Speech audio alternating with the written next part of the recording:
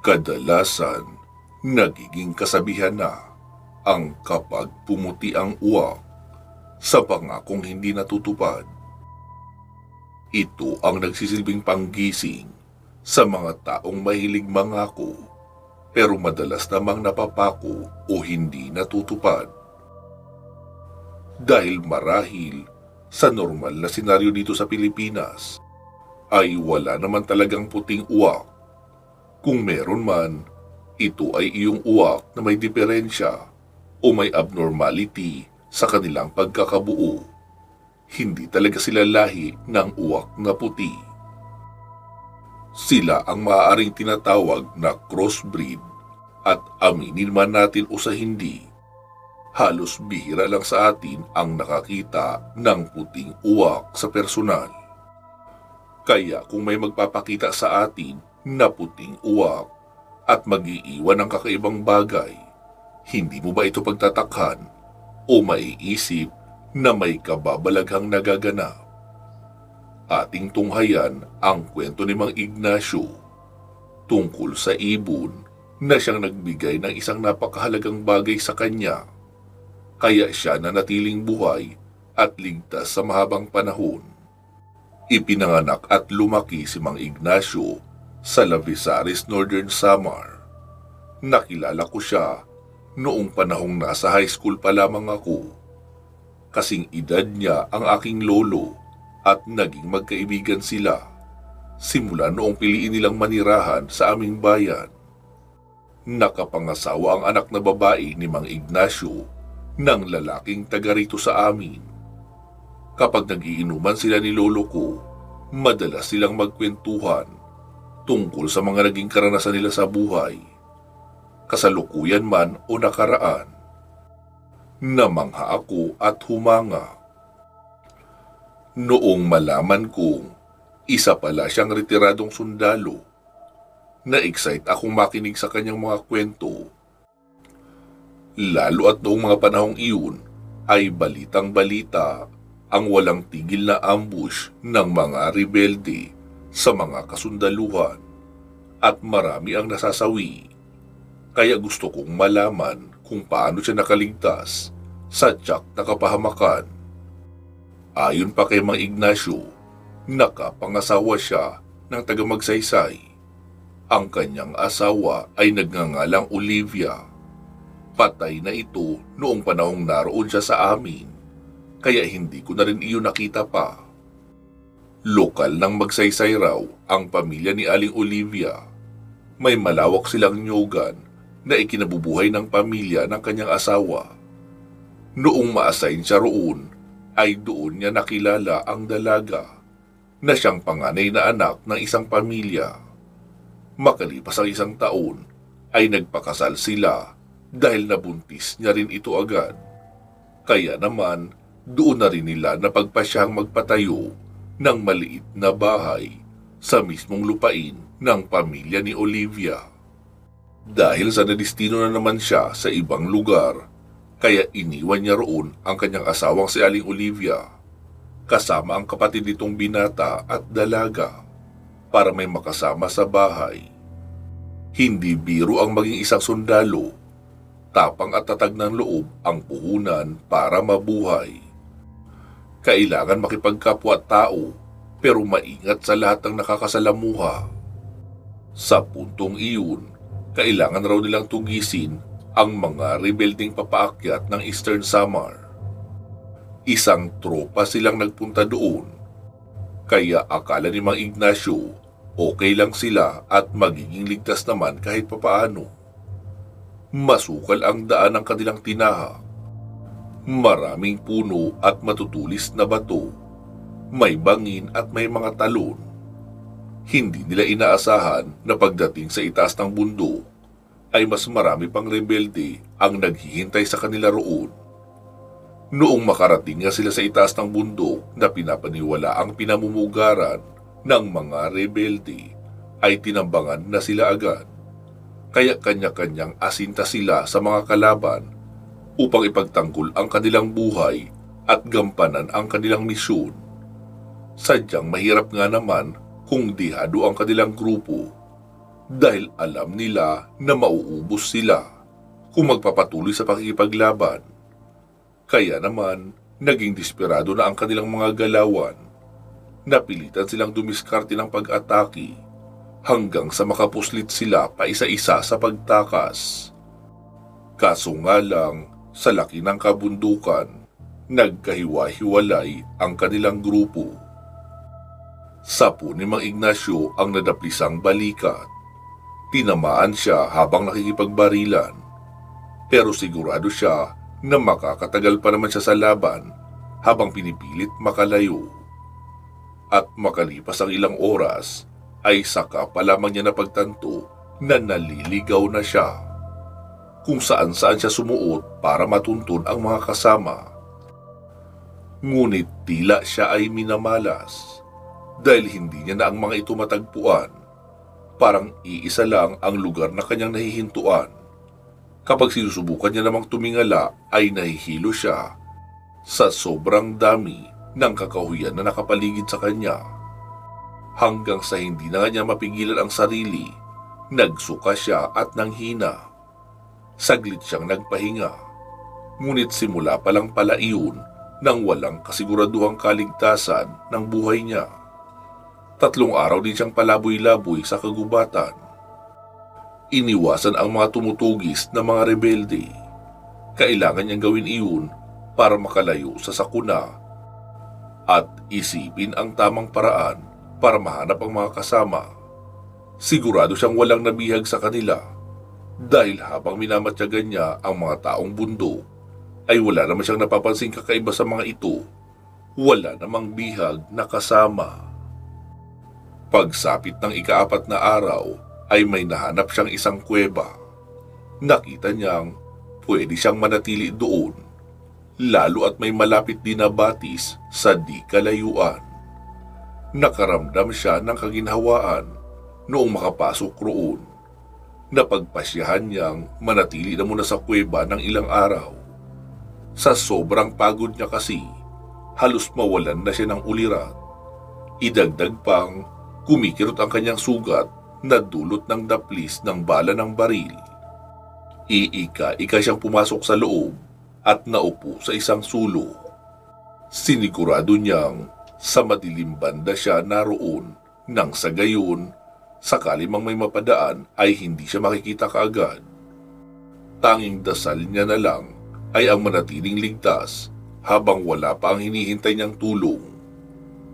Sana naman, Panginoon, huwag mo akong pabayaan. Ayoko pa pong mamatay. Kailangan ko pang makita ang pamilya ko. Aniya sa kapiping nagdasal ng taimtim. Dala ng pinaghalong pagod, puyat at gutom. Hindi na niya namalayan na siya pala ay nakatulog na. Isang buong araw siyang nawala ng malay.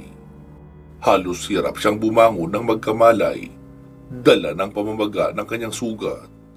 First aid lang ang nagawa niyang gamutan, kaya alam niyang hindi ito sapat para sa ikagagaling noon. Nanghihina siyang bumangon at nagtungo sa sapa na namataan niya noong nakaraang araw. Naghilamo siya, nagsalok ng tubig, saka dinala sa kuweba kung saan siya nananatili. Kailangan niyang maghanap ng matinong makakain, kahit ligaw na mga gulay at prutas man lang. Sinubukan niya maglakad-lakad sa paligid. Alerto pa din siya sa paglalakad. Hanggang sa may makita nga siyang iilang halamang gulay na pwede niyang kainin. Meron ding mga puno ng saging sa unahan. Nang makumpleto ang kanyang nais kunin ay agaran niyang dinala ang mga ito sa kuweba. Mabuti na lang at hindi siya nawawala ng lighter sa kanyang bulsa. Ito ang ginamit niya para makalikha ng apoy. Niluto niya ang gulay sa pamamagitan ng pag-ihaw. Kahit papaano, naginhawaan naman siya ng mabusog. Saglit siyang nagpahinga para muling tingnan ang kanyang sugat. Sa pagkakataong iyon, naghanap naman siya ng dahong pantapal sa kanyang sugat para maiwasan ang pamamaga. Ganun lang ang kanyang naging gawain sa loob ng ilang araw na pananatili sa kuwebang iyon. Hindi na din naman siya natuntun ng mga kalaban nilang rebelde Pero nag-aalala siya dahil hindi mo na siya hinanap ng kanyang mga kasamahan. Ni wala siyang ideya kung buhay pa ang mga ito o kung nakauwi ba mula sa naganap na sagupaan. Ang kailangan lang niya magpalakas at gumawa ng paraan nang makauwi at makatawag sa pamilya niya. Isang araw, abala siya sa pag-iihaw ng kanyang makakain, ay napansin niya ang isang kulay puting ibon na nakilala niya bilang isang uwak. Namangha siya sa nakita. Simulat sa pool, hindi pa siya nakakakita ng kakaibang kulay na uwak. Natuwa siya nang makitang animoy nakikipagkaibigan iyon sa kanya. Naisip niyang lagyan ng parte ng inihaw niyang pagkain sa may gilid ng inuupuan niya para may matuka din ang uwak. Nasanay na siya sa presensya nito hanggang sa pagsapit ng ika-4 na araw, hindi na muling nagpakita sa kanya ang uwak. Hindi niya alam kung nasaan na ito o kung ano ang nangyari rito. Gayunpaman, may iniwang kung anong kakaibang bagay ang ibon na iyon sa pinagpwestuhan. Dinampot niya iyon at sinuri. Isang tila perlas na kulay puti, makintab at may parang matang nakaguhit at tila ugat na guhit palibot. Umiral kaagad ang pagiging mapamahiin niya ukol sa mga nakikitang mahiwagang bagay na pwedeng gamitin bilang anting-anting. Naniniwala siyang may kakayahan ang bato dahil nga sa hindi pangkaraniwan ang nilalang na nag-iwan nito sa kanyang kinaroroonan. Ang ginawa ni Mang Ignacio ay inilagay niya sa tela ang bato at tinalian, saka inilagay sa bulsa ng kanyang damit para hindi ito mawala. Balak niyang ipasuri sa isang albularyo ang nakita niyang bato kapag nakauwi na siya ng magsaysay. Muli na naman siyang nagpahinga at nakatulog. Mabuti na lamang muli siyang nagising at bumangon. Kinuha niya ang batong tinatago sa bulsa at nagulat nang makitang magaling na ang sugat niya. Hindi makapaniwala sa mga nasasaksihan si Mang Ignacio. Labi siyang namangha at nahihiwagaan. Noon lang niya nalaman na hindi pangkaraniwan ang nasabing ibon dahil nag-iwan ito ng napakahalagang bagay sa kanya. Dahil sa mga nadiskubrihan, nagkaroon si Mang Ignacio ng lakas ng loob na suriin ang kanyang sarili. Hindi na siya nanghihina. Nanumbalik na ang kanyang lakas. Kaagad siyang nagpasyang hanapin na ang daan paibaba ng bundok. Hindi siya makapaniwalang napadpad siya sa lugar ng mga engkwentro at nanlumo nang makita ang iilan sa kanyang mga kasamahan na patay na at wala nang ang pag-asa pang maiuwi sa kanila. Nanguha siya ng magagamit na armas. Kahit umaga at malakas na siya, hindi pa rin siya pwedeng magpakakampante. Kailangan niya maging alerto at baka may makasalubong siyang rebelde na naninigurado kung naubos na ba nilang lahat. Kagaya nga ng kanyang inaasahan, may nakaengkwentro nga siyang muli ni hindi man lang siya binigyan ng pagkakataong makatakbo. Basta na lang siyang pinagbabaril. Kaso lang nagtaka siya ng papatakas na. Hindi man lang tumama sa kanya ang mga bala ng baril at lumihis lang ito. Mas lalo nga niyang napatunayan na may taglay na hindi pangkaraniwan ang kanyang nasabing bato na nasa pangangalaga niya. Sinubukan niyang lituhin ang mga rebelde. Mabilis siyang tumakbo at hinayaan ang mga ito na humabol. Kalaunan, nalito na ang mga ito at hindi na siya makita. Mas lalong lumawak ang ngisi ni Mang Ignacio nang mapagtantong may taglay ding tagabulag ang buntot na hawak niya. Dito nga niya napatunayang magandang klase ang anting-anting na hawak niya. Kinabisado niya ang kakayahang iyon sa maiksing panahon. Alam na niya kung papaano. Mabilis siyang lumibot sa likuran ng mga rebelde at pinagpupukpok sila ng bato. Wala man lang nakapansin sa kanya. Hindi niya akalaing dahil sa kanyang ginawa magkakagulo ang mga rebelde at mag-aaway-away hanggang sa makalimutan na ang tungkol sa kanya. Saka pa lang niya sinamantala ang pagkakataon at mabilisan ang tumakas hanggang sa tuluyan na siyang makauwi sa kanila. Walang sidlan sa labis na tuwa si Mang Ignacio nang makarating sa bahay nila. Niyakap siya ng mahigpit ng kanyang asawa at tinanong kung anong nangyari. Binalitaan niya sila tungkol sa ambush ng kanyang grupo at maaaring wala nang natira pang buhay.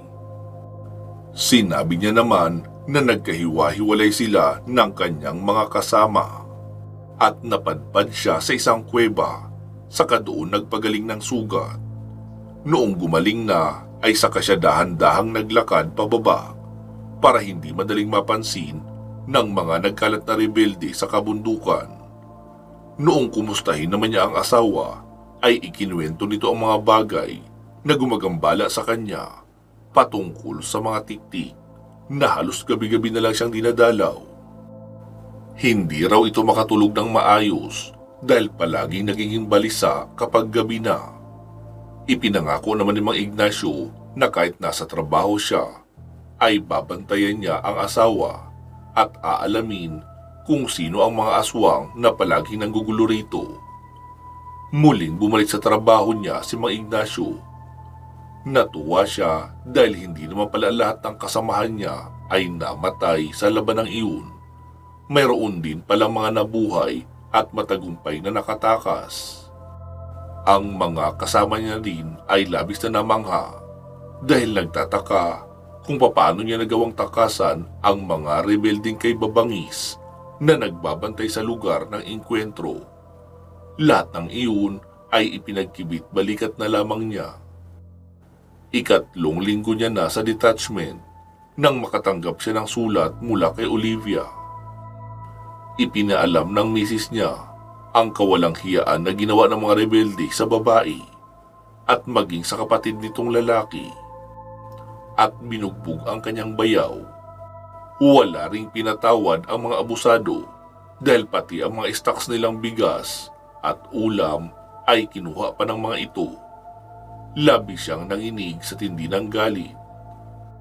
Alam kaagad ni Mang Ignacio na hindi niya mapapatawad ang lahat ng mga malalakas ang loob na nagkanti sa pamilya niya. Paano na lang kung napahamak ang asawa niya?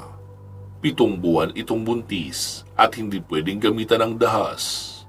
Dahil sa tindi ng emosyon, napagpasyahan niyang mag-file ng leave at umuwi sa bahay nila ng kanyang asawa. Pagkarating ni Mang Ignacio sa kanilang tahanan, ay inusisa niya kaagad ang asawa at mga kapatid nito. Sinabi niyang huwag aalis at magsara lang ng pintuan dahil may pupuntahan lang siya saglit. Pagkaalis ng bahay ay diretso nang inakyat ang kabundukang bahagi ng kanilang lugar na pinaghihinalaan niyang ginagawang pansamantalang kanlungan ng mga rebelde. Pagkarating roon ay naabutan niyang nagkakasiyahan ang mga iyon. May mga dalaga pang pinagsasamantalahan, kaya naman binulungan niya ang hawak niyang mutya at sinabing protektahan siya sa kanya gagawing pagsalakay sa kuta ng mga rebelde. Agad niya iyong nilusob at nagtataka dahil tila hindi siya nakikita ng mga iyon noong papalapit pa lamang siya. Kaya naman walang bumabaril sa kanya. Siya naman ay malayang nakakabaril sa mga iyon ng malapitan. Walang mintis ang kanyang mga pag-asinta. Walang balang nasasayang. Lahat ay may itinutumba. Makalipas na ang ilang minuto ay tahimik na ang kuta ng mga rebelde. Tinulungan niya ang mga naabutan niyang kababaihang naroon at pinauwi sa bayan. Hindi pa siya nakontento sa kanyang ginawa. Umuwi siya sa kanilang bahay at inasikaso ang asawa. Pero pagsapit ng madaling araw ay muli siyang umalis upang abangan ang pagdating ng iba pang mga rebelde sa kuta na iyon. Halos tuwing madaling araw ay naroon siya nagbabantay sa mga darating na rebelde at walang awa niyang inililigpit lahat ng iyon hanggang sa magkataon na matsyempuhan niya ang kanang kamay ng commander. Matapos niyang mapatay ang mga kasamahan nito, ay agad iyong tumakas, kaya naghabulan sila at ilang beses niyang binasag ang mukha noong kanyang maabutan. Sinubukang manlaban ng lalaki, pero nagulat siya sa taglay niyang kakaibang lakas, ibang-iba sa kaya niyang gawin dati. Ito ang kabayaran niyo sa panggugulo sa pamilya ko at sa baryo na nasa ibaba ng bundok. Nakita niyo nang puro mahihirap lang ang naroon at walang laban? Sila pa talaga ang pinuntirya niyo? Nang gigigil niyang asik na ikinatarantan ng lalaki dahil mukhang tutuluyan na siya ni Mang Ignacio. Halos hindi makapagsalita ang kanang kamay ng commander dahil sa labis na pagkabugbog. Sinubukan itong gumanti sa kanya, kaso lang hindi naman nagtatagumpay. Sa katunayan, sinipa niya sa liig ang lalaki na ikinamatay din naman ito kaagad. Nakipag-coordinate siya sa mga pulis para makuha ang mga bangkay at mga iligal na armas na nakatambak sa kuta ng mga rebelde sa itaas lang kaunti ng baryo nila. Dahil sa kanyang nagawa, pinarangalan siya na ikinatuwa naman ang kanyang asawa. Hindi ko akalaing darating tayo sa ganito, Ignacio. Masaya ako para sa iyo. Bulalas ng kanyang asawa. Bago pa man sila tuluyang umuwi, dumaan muna sila sa isang kilalang albularyo at pinatignan ang mutya na kanyang hawak. Maging ang albularyo ay namangha at sinabing hindi pangkaraniwan ang mutyang kanyang hawak. Ito ay malakas na uri ng anting-anting iyo. Kailangan mo lang na pagtibayin ang kakayahan nito tuwing Biyernes Santo. Susubukin mo ang taglay na kapangyarihan nito.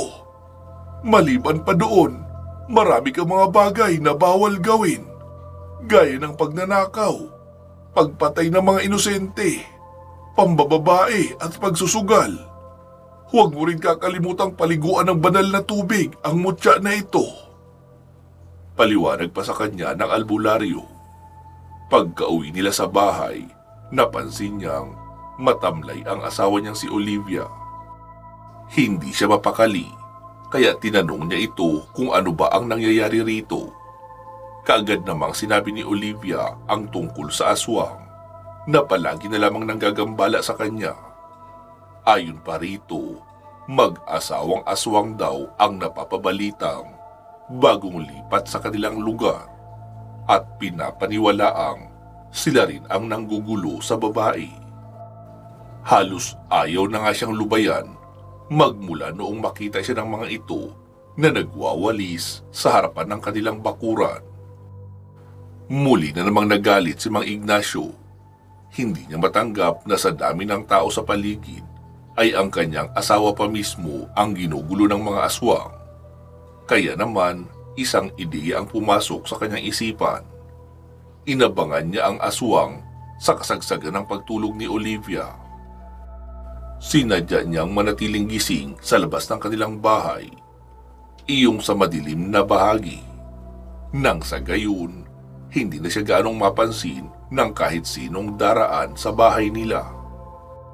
Bandang 9:00 ng gabi, nang makarinig siya ng maingay na pagsigok-sigo, parang tunog iyon ng baboy. Tumayo siya at sinuyod ng tingin ang paligid. Alam niyang may nilalang na nakatambay sa kanilang bakuran at ito ang kailangan niyang bantayan. Inihanda niya ang sarili at agarang hinawakan ng mahigpit ang baril. Kapag may nakita siyang kasindak-sindak na nilalang sa paligid, ay babarilin niya ito kaagad.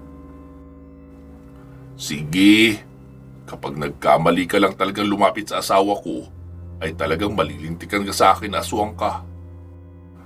Mahina niyang sabi, at sinanay ang kanyang mga mata sa madilim na paligid. Saktong napalingon siya sa may bintana ng bahay nila nang may mahagip ang kanyang mga mata. 2 malaki at kulay itim na baboy ang namataan niyang Kinukubkub ang bandang iyon sa may kwarto nila ng kanyang asawa para bang naghahanap ng madaraanan papasok. Naalarma siya at hindi na nga nag-aksaya ng panahon. Kaagad niyang sinugod ang baboy na alam niya na kaagad na aswang. Bakit hindi? Nakikita niya ang anino nila na hugis tao. Nangangalit ang mga bagang na hindi na siya nag-aksaya ng panahon. Kaagad niyang inatake ang mga ito. Wala na siyang pakialam kung may mangyari bang masama sa kanya. Ang mahalaga, magawa niyang puruhan ang mga masasamang nilalang. Inagaw niya ang pansin nito at inatake. Hindi na paghandaan ng mga aswang ang kanyang pagdaluhong. Sa katunayan, basta na lang bumagsak sa lupa ang isang nilalang matapos niyang ihampas ang hawak niyang armas. Sa akala mo ba, magagawa niyo makapambiktima rito? Dito pa lang sa baril ko, kayo na ang magiging biktima. Asik pa niya sa kapinaputukan ang dalawang aswang. Tinamaan ang babaeng aswang at bumulagta sa lupa. Sinubukan ng kasama nitong iligtas ang nilalang, pero hindi niya na ito binigyan ng pagkakataon na makagalaw. Muli niyang niratrat ng bala ang mga aswang na nagtulungan para makapasok sa bahay niya. Hindi nila inaasahan na sa kanyang pag-atake, mapupuruhan ng mas matindi ang isang aswang. Tinamaan ito sa ulo at namatay din agad. Umatungal lang may kalakasan ang aswang na kasama nito. Sinubukan niyang habulin pero kay bilis nitong nakatakas. Hinihingal siyang tinanaw ang aswang na kay bilis nagbago ng anyo at nagkaroon ng pakpak noong makarating sa unahan. Nang matiyak niyang tahimik na ang paligid at wala nang balak bumalik ang kasama ng aswang, ay pumasok na siya sa loob ng bahay nila. Naabutan niya si Olivia na naglalagay ng asin sa bawat bintana ng kanilang kwarto. Ano, ayos ka lang ba? Nag-aalala niyang tanong at nilapitan ng asawa. Tumango lamang si Olivia at sinabing natakot ito ng husto. Sinabi ni Mang Ignacio na wala na itong dapat pang ipag-alala. Ayos na ang sitwasyon at wala na ang aswang. Sa maikli niyang panahon na nakipaglaban sa nasabing nilalang, may mga maliliit na detalye siyang nakitang mga palatandaan para makilala niya ang mga aswang. Sila ang mag-asawang aswang na nakatira sa paanan ng bundok sa kanilang bayan. Kinaumagahan, nagtungo si Mang Ignacio sa paanan ng bundok. Nadatnan niyang tahimik ang munting bahay ng mga aswang, kaya maingat siyang naglakad para makapasok sa loob. Alam naman niya na hindi makakapanlaban ng ganoon kadali ang mga aswang dahil umaga. Wala silang kakayahan na magbago ng anyo. Lumibot siya sa may likod ng bahay at nakita ang matandang lalaki na sa pagkakaalam niya ay ang kasama ng namatay na aswang noong gabi. Natuklasan niyang may dalawang anak din pala ang mga ito. Kasalukuyang may kinukubkub ang mga anak sa lupa at nililibing, kaya sinubukan niyang tignan kung ano ang mga iyon. Gayon na lang ang panalaki ng kanyang mga mata nang makita ang mga ito, buto at bungo ng mga tao. Ayon siguro ang mga naging biktima nila, na para walang bakas na magtuturo sa kanila, ay kailangan nilang ilibing ang mga ebidensya. Kaso lang, pasensya na lang sila, dahil nga natuklasan na ni Mang Ignacio ang tungkol rito. Kailangan niyang supilin ang kasamaan nitong tatlo. Nagpakita siya sa mag-anak at mabagsik na ipinakita ang kanyang mga sandata. May kinuwintas din siyang bawang at naglagay ng langis sa kanyang bulsa. Hindi pwedeng mawala ng bisa ang kanyang anting-anting, dahil ito ang inaasahan niya sa lahat ng bagay. Nagkagulo sila at pinalibutan kaagad si Mang Ignacio. Sinubukan nila maging mabangis, ngunit hindi nila madaig ang lalaki. Dala ng pagiging sundalo ay mabilis niyang nagapi ang tatlo. Kabisado ng kanyang katawan ang pag-atake, kaya naman Lahat ng nagnanais na lumapit sa kanya ay tumitilapon lang. Hindi maipaliwanag ang taglay niyang lakas at galing sa pakikipaglaban. May hindi matatawarang bilis at hindi man lang tinatablan. Hintakot na napaatras ang mag-aama. Wala na silang ibang kayang gawin kung hindi ang tumakas. Naghabulan sila papalayo hanggang sa magtagumpay niyang maabutan ang lalaking aswang sa kakahuyan. Hindi nito maiwasang magtaka kung bakit natatapatan ni Mang Ignacio ang taglay niyang bilis sa pagkilos. Nagagawa pa nga nitong itago ang katauhan sa pamamagitan ng sabulag na taglay ng kanyang anting-anting. Isang sipa kaagad ang iginawad niya sa aswang. Umatungal ito nang bumulandra sa malaking katawan ng punong kahoy, kaya muli itong sinugod ni Mang Ignacio. Umaibabaw siya sa nakabulagta nitong katawan at maraming beses na pinagsusunto hanggang sa mabasag ng tuluyan ang mukha nito. Sinubukan pa sana itong isalba ng mga anak, kaso lang maging ang mga ito ay nabaril ni Mang Ignacio at nauna pang ang namatay. Saka pa lamang niya tinigilan sa pag-atake ang pamilyang aswang nang hindi na lumalaban ang padre di pamilya. Isa-isa niyang hinakot ang mga katawan ng tatlong aswang at ikinulong sa loob ng tahanan nila. Sa kanya binuhusan ng gaas ang buong kamalig at sinilaban. Masigla siyang umuwi sa tahanan nila kinahapunan. Ibinalita na lang niya kay Olivia ang nangyari sa pagitan niya at sa mga aswang. Pero naabutan niyang namimilipit sa sakit si Olivia. Kinakailangan na itong dalhin sa ospital, kaya hindi na nga sila nag-aksaya ng panahon. Hindi naman pinahirapan si Olivia ng baby nila. Lumabas ito kaagad na sobrang ikinatuwa naman ni Mang Ignacio. Lalaki ang kanilang naging panganay. Dala ng malapit nang matapos ang kanyang leave, ay kinakailangan niya ng maging maayos ang kalagayan nila Olivia. Kaya dinala niya ang mag-iina sa kanilang lugar sa Labisares para doon na tumira. Alam niyang mas safe ang asawa niya doon kaysa sa tahanan nito sa Magsaysay. Kaso lang, sa pagdating nila, hindi niya akalaing may magaganap na namang problema. Sa pagkakataong ito, isa uling aswang ang umaaligid sa kanyang kabiyak. Isang lalaking dayo na nagpapanggap na magkokopra at pwedeng suhulan na magbantay ng bukid. Ilang araw pa lamang ang lalaki doon ay napansin na kaagad ng mga magulang niya na hindi ito mapakali. Kampante naman si Mang Ignacio dahil naroon ang kanyang ama at ina na siguradong magbabantay kay Olivia, kaya bumalik na siya sa trabaho. Makalipas ang ilang buwan, muli na naman siyang nagbakasyon at nalamang sa pagkakataong ito, ang munting anak niya na ang pinagdidiskitahan ng aswang.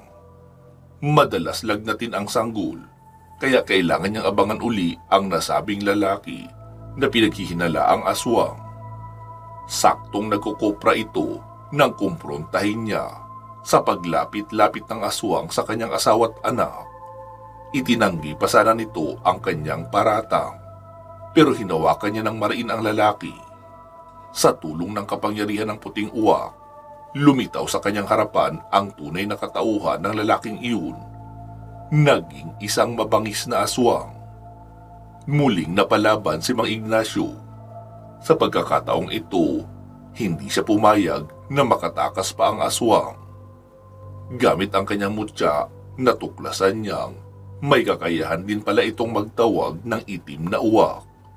Nataranta ang aswang nang makitang pinapalibutan na siya, kaya tinangka nitong tumakas. Ngunit hindi na niya nagawa pa. Basta na lang siyang inatake ng mga ito sa pagtuka sa pag-uutos ni Mang Ignacio. Nang makita ang labis nitong panghihina, mabilisan siyang sinugod ni Mang Ignacio. Ginamitan siya ng tansong punyal para tapusin na ang kanyang kawalang hiyaan. Nais mang tumakas ng aswang ay hindi niya na nagawa. Sobrang dami ng mga ibon na humahabol sa kanya. Sakali mang magkamali siya ng paggalaw, lalong lumawak ang ngisi ni Mang Ignacio. Alam niya sa simula pa lang na diyado na ang lalaki sa kanya, lalo at sanay siya makipaglaban.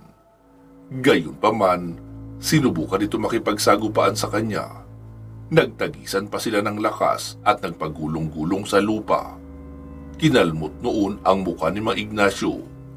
Ngunit dito lang siya nakaramdam ng kaba dahil hindi malang nasugatan ang mukha ng lalaking sundalo. Napaatras ang aswang at hintakot na sumingasing. "Anong klaseng nilalang ka?" Anito na ikinatawa ni Mang Ignacio. Ipinakita niya ang kanyang kamao at walang takot na sinuntok iyon sa lupa. "Ako ang klase ng taong susupil sa mga nilalang na kagaya niyo. Kaya ihanda mo na ang sarili mo dahil katapusan mo na." Singhal ni Mang Ignacio at patakbo nang inatake ang aswang. Hindi na iyon nakapiyok pa nang bumaon ang hawak na tansong punyal sa katawan. Napaiyak na lamang sa sakit ang nilalang nang makita ang sarili niyang dugo na nagkakalat na sa lupa. Ni hindi mo lang siya kinaawaan ni Mang Ignacio. Sa halip, dinuro pa siya at sinabing ang mga nilalang na kagaya niya ay dapat na nagbabagong buhay para maisalba ang kanilang mga sarili. Ngumisi lamang ang magkokopra at sinabing wala siyang balak na baguhin ang pagkatao niya. Siya ay isang aswang at mamamatay ng ganoong klaseng nilalang pa rin. Bago pa man mapigilan ni Mang Ignacio ang aswang, nagawa na nitong dukutin ang sariling puso. Dahilan para mabilis itong pumanaw. Ibinalita ni Mang Ignacio ang nangyari kay Olivia. Natuwa si Olivia nang malamang ligtas na sila. Pero may parte din sa kanyang pagkatao ang nalulungkot dahil nagawa pa talagang magpakamatay ng aswang para panindigan ang kanyang pagkatao. Wala naman silang magagawa kundi hayaan na lamang ito. Tutal naman, malinis ang konsensya nila na sa tuwing may magtatanong na ipapaliwanag nila ng maayos na nagpakamatay ang magkokopra at hindi sila mismo ang tumapos ng buhay nito. Ilang buwan nang maayos ang kalagayan ni na Olivia, kaya nagpasya si Mang Ignacio na bumalik na sa trabaho. Nadistino siya sa kabundukan ng Masbate na sinasabing pinamumugaran daw ng commander nitong isang antingero. Bali-balitang hindi raw tinatablan ng kahit anong bala o taga ng itak ang nasabing lalaki. Kaya sila ang naatasang humuli rito. Noong una, nais muna nila makipag-areglo, pero malaki ang tiwala nito sa sarili. Kaya nanlaban ang mga rebelde na hindi sang-ayon sa planong inihanda nila para makapagbagong buhay ang mga ito. Muling nagkaroon ng engkwentro sa pagitan ng rebelde at mga militar. Marami ang namatay at nasugatan. Mistulang binagyo ang battlefield kung saan naganap ang matinding labanan. Bumaha ang dugo at nagkalat ang mga bangkay.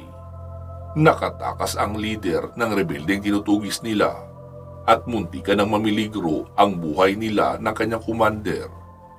Kaya kahit mahirap ay ginawa nila ng paraan para sila ay makatakas din muna.